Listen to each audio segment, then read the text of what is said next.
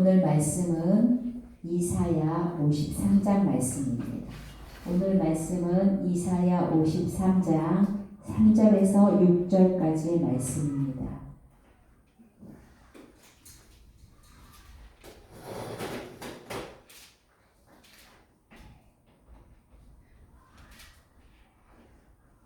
이사야 53장 3절에서 6절까지 함께 읽겠습니다.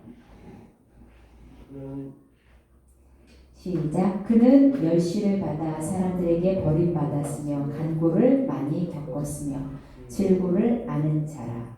마치 사람들이 그에게서 얼굴을 가리는 것 같이 멸시를 당하였고 우리도 그를 귀히 여기지 아니하였도다.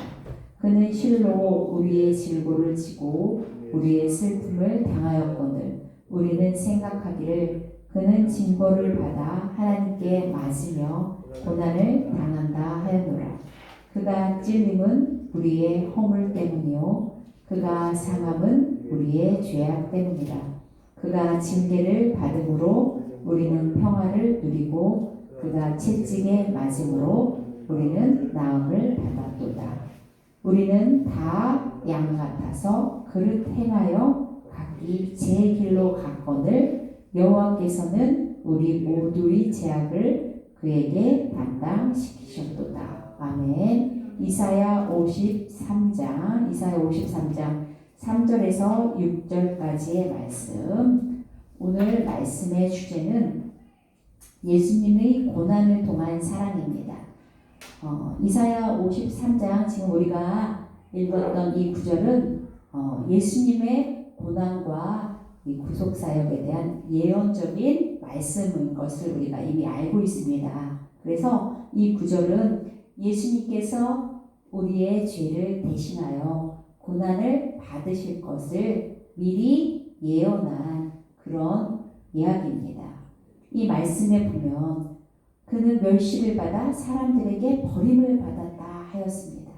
그리고 그가 찔린 것은 우리의 허물 때문이라고 하였습니다. 예수님께서는 죄가 있으셔서 십자가에 달리신 것이 아닙니다. 그것은 우리의 죄 때문에, 우리의 허물 때문에 예수님께서 친히 우리 대신 십자가를 지고 고난을 받으셨던 것입니다. 그렇다면 하나님께서는 왜 그 예수님을 이 땅에 보내주셨을까요? 예수님께서는 아무런 죄도 없으신데 이 땅에 오셨습니다.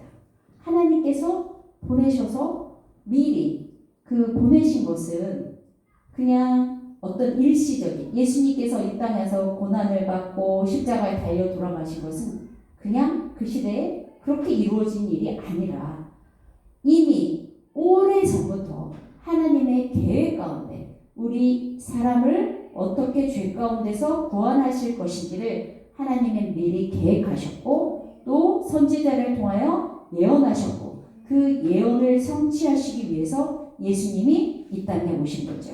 그래서 그 예언을 성취하시기 위해서 예수님은 십자가에 달려 돌아가셨습니다. 그런데 이제 이 고난이 우리에게 준 은혜에 대해서 우리는 날마다 생각을 해봐야 되는데 우리는 이 예수님의 고난을 너무나 당연시하고 오래전부터 우리가 예수를 믿었음으로 인해서 우리가 이 1년에 한 번씩 고난 주간을 지나면서도 이 고난에 대해서 조금씩 무뎌진다는 생각이 듭니다. 저 자신부터.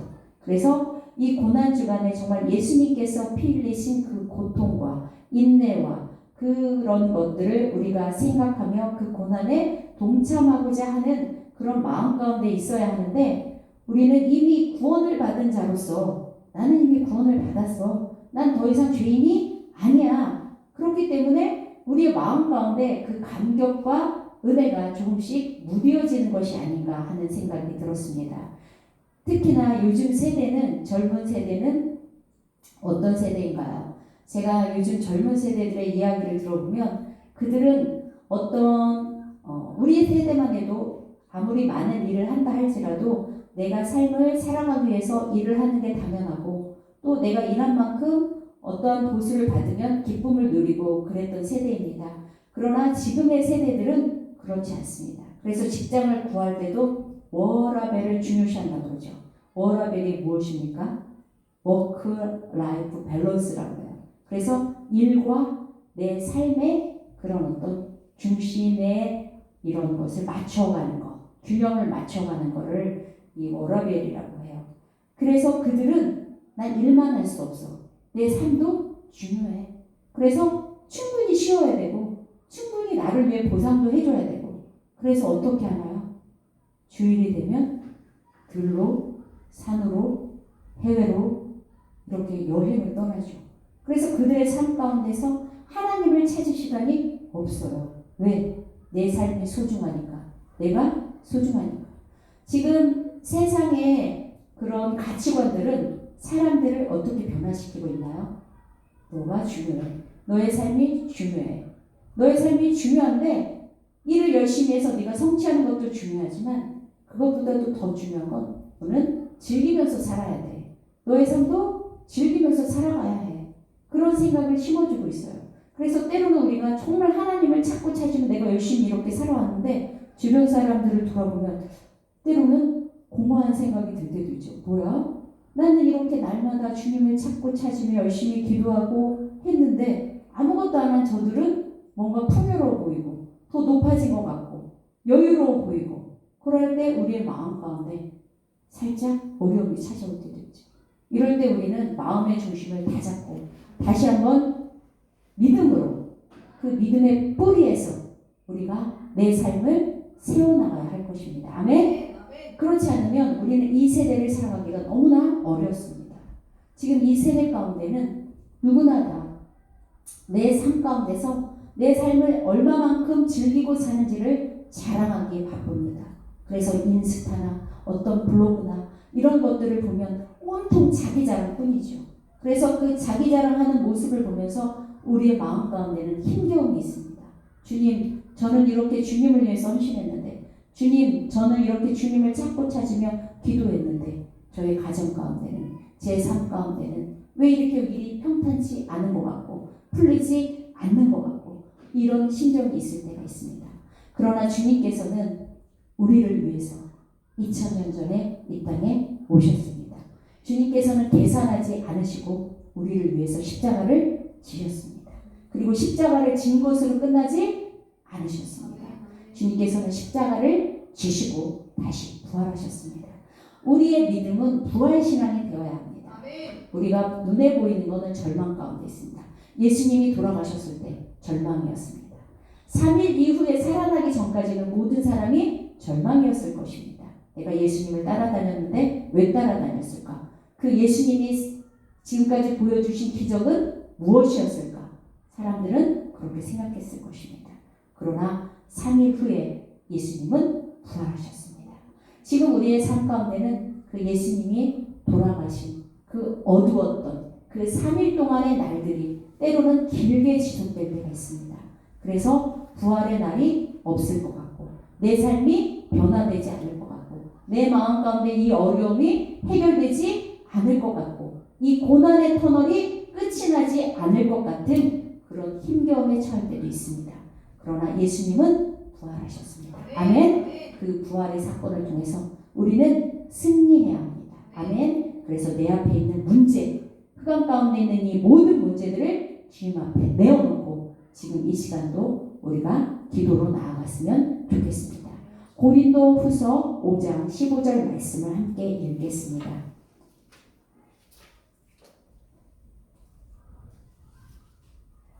고린도 후서 5장 15절 5장 15절 말씀 함께 읽겠습니다.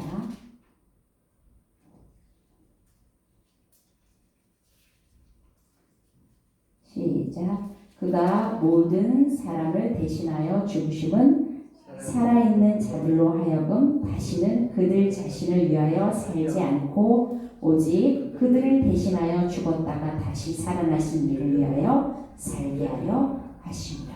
아멘. 아멘. 이 말씀은 무엇입니까? 예수님이 모든 사람을 대신하여 죽으신 것은 이제 살아있는 우리들로 하여금 다시는 나 자신을 위해서 사는 것이 아니라 누구를 위하여? 다시 살아나신 예수 그리스도를 위하여 우리는 살아가야 한다는 것입니다.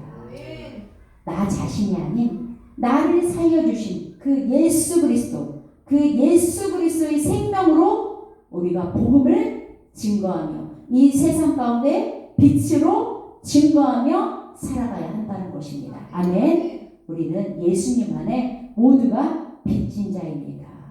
예수님의 그 사랑으로 우리가 다시 살아난 것입니다. 그렇기 때문에 우리는 그 예수님의 사랑을 힘입어 정말 이제는 주님, 내가 사는 것은 주님의 은혜입니다. 내가 사는 것은 주님의 복음을 증거하기 위해서, 주님의 뜻 가운데 서기 위해서 살아가겠습니다. 이렇게 결단하는 시간이 되었으면 좋겠습니다. 아멘. 우리 함께 기도로 나아가겠습니다. 하나님 아버지 감사합니다. 예수님의 고난은 단순한 역사적 사건이 아니라 우리에게 주어진 예수님의 구원의 은혜와 사랑을 기억하는 그런 시간입니다. 하나님 아버지, 우리가 그 예수님의 은혜와 사랑을 기억하며 그 사랑으로 우리의 삶을 살기를 원합니다. 특별히 이 고난 주간 동안 우리는 예수님이 우리를 위해 받으신 그 고통을 되새기고 하나님의 그 사랑에 부응하는 그런 삶을 살기 위해서 우리의 마음과 생각 가운데 하나님의 뜻을 다시 한번 기억하게 하시고 주님께서 우리를 통하여 이루시고자 하는 하나님의 자녀로서의 삶을 되돌아보게 하여 주시옵소서. 하나님, 때로는 우리 가정 가운데, 나의 삶 가운데, 나의 직장 가운데 어려운 터널을 지나가게 될 때에 깜깜하고 어둡고 예수님이 다시 살아나시지 않을 것 같은, 절대로 부활하시지 않을 것 같은 그런 두려움이 몰려올 때도 있습니다.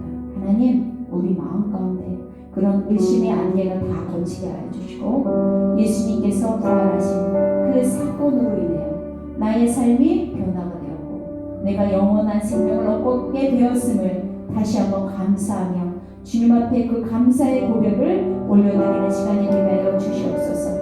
그리고 우리는 그 예수 그리스도의 사랑에 빚진 자들입니다. 그 사랑을 잊지 않게 하시고 그 예수의 사랑에 보답하기 위해서 더욱더 주 안에 깨어서 기도하며 하나님의 복음을 증거하기 위하여 우리의 입술을 사용하여 세상에 나가 주님의 복음을 증거하는 자들 될 수 있도록 우리에게 더욱더 믿음을 더하여 주시옵소서. 또한 성령의 충만함을